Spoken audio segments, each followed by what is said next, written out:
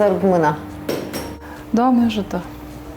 Astăzi nu ne mai îndulciți. Nu, astăzi vă cresc. O alternativă la borșoacru, că nu, ciorbele nu numai cu borșoacru se acresc, se acresc și cu zeamă sau cu pastă de corcodușe verzi, dat fiind faptul că acum este perioada lor, se pregătesc și pentru iarnă.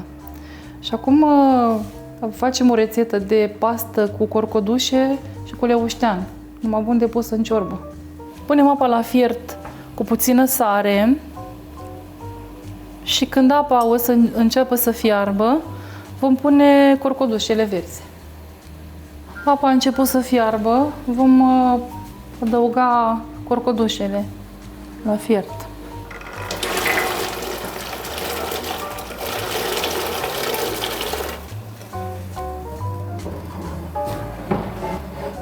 Cât timp le fiarbă?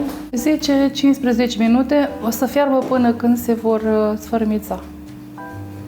O să se desprind de pe sâmbure, dar în cazul de față noi nu avem sâmburi, ele sunt fragede, abia încep să crească și posibil să fiarbă cu totul, să se facă un piure din start. Dar totuși vom da prin sită această compoziție ca să eliminăm partea lemnoasă, dacă s-a mai format ulterior. Când corcodușele sunt mature și se formează sâmburile cu partea aceea lemnoasă, trebuie date prin sită și despărțite de sâmbure. Dar acum le vom face un piure și acum o să le strecurăm puțin, să eliminăm surplusul și coaja, că s-a format deja coaja. Corcodușele s-au fiert.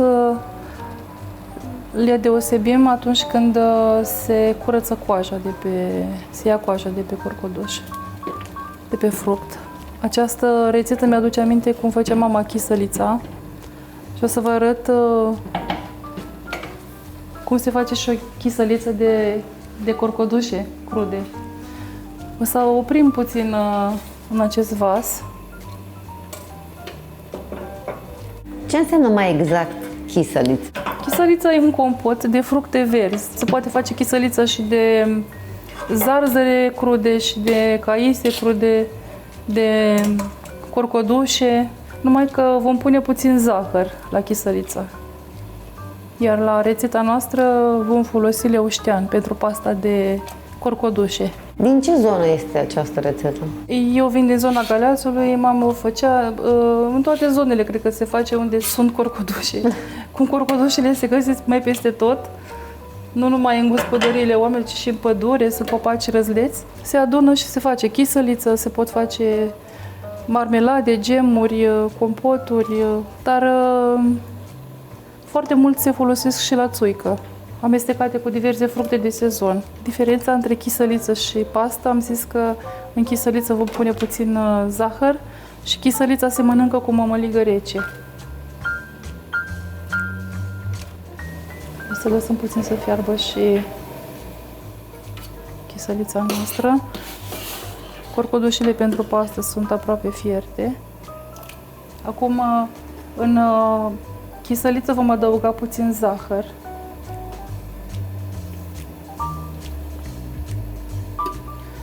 Și o lăsa să fiarbă.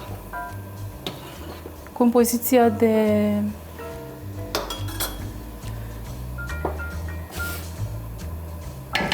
pastă e gata.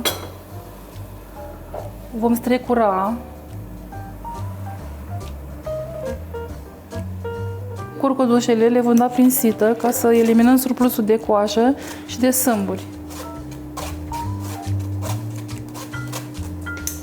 Astea sunt resturile, coaja și partea de sâmburi ce a rămas de la corcodușe.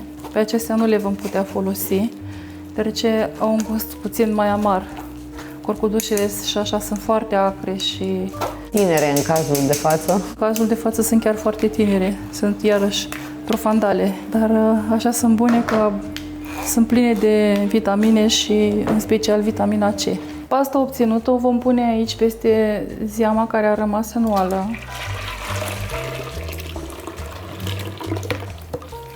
Mai punem puțin la fiert.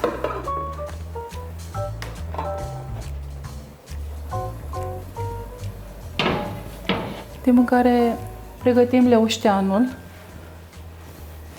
Îl tăiem cu tot cu tulpină, că e fraged și gustos.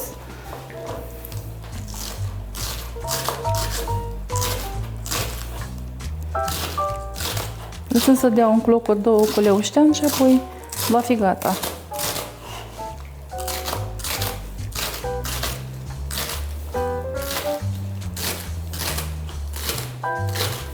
Cât timp poate sta la borcan? Dacă o vom steriliza și vom pregăti pentru iarnă, poate să stea și 1 an de zile. Poate și 2. Și în frigider? Dacă borcanul se desface și nu se consumă tot, atunci va trebui pus la frigider ca să nu fermenteze. Dacă e nedesfăcut și e sterilizat, în cămară poate să stea chiar și 1 an, 2. Nu-i problemă. Fructele au foarte multă vitamina C și folosește și loc de conservant. Acum vom pune leușteanul.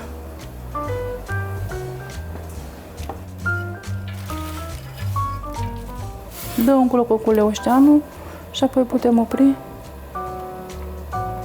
să punem la borcane.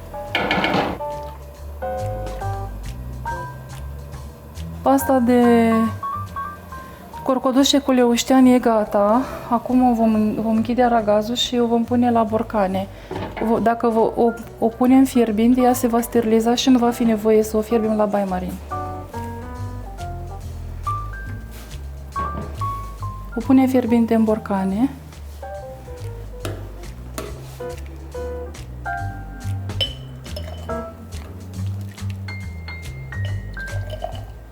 Ce miroase a leuștean! Numai bună de pus în ciorbă. Închidem bine borcanul. Aceasta este pasta de corcodușe cu leuștean. Am finalizat-o, însă v-am promis și chisălița cu mămăligă. Între timp s-a fiert și chisălița. O vom pune în coșulețul de mămăligă. Ea se mănâncă fie caldă, fie rece, dar este foarte gustoasă și când stă puțin la frigider și o mănânci rece, e răcoroasă și gustoasă.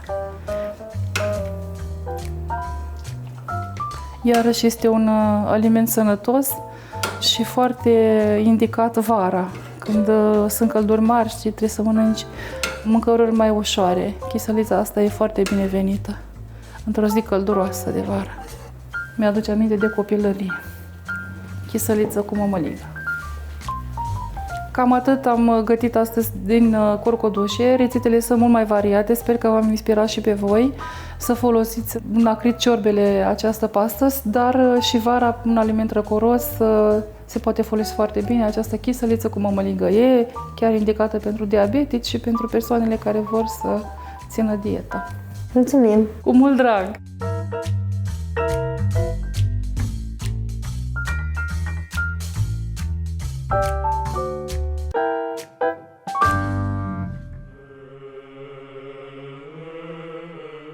Mulțumim ție, Hristoase, Dumnezeul nostru, că ne-ai săturat pe noi de bunătățile tale cele pământești